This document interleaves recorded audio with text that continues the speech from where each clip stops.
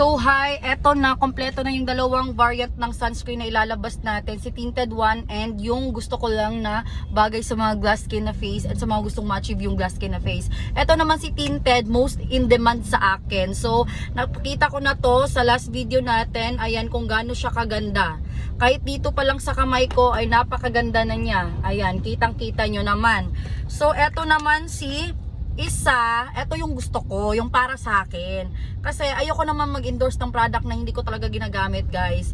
And this one, pwede siya sa mga morena na ayaw yung may tinted, or ito, parang wala lang din. So actually pareho lang silang parang wala lang. Actually skin tone ko itong si tinted, pero mas gusto ko kasi talaga yung walang BB cream. Ayoko kasi may halong foundation.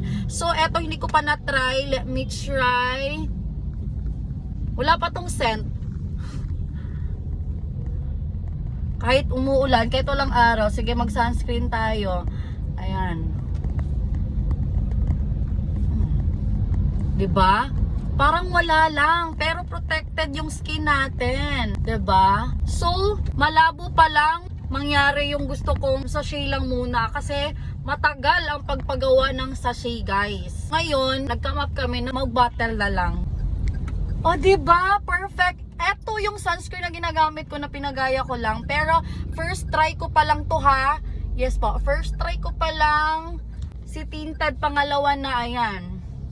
So very protected. Now since ang dami nating lakad, okay, so magli-lip and cheek tint tayo.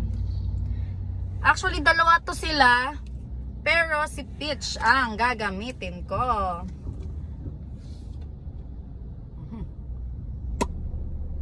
Wag yung over yung pagka ganyan pa, hindi masali yung perfect! Sinasabi ko sa inyo.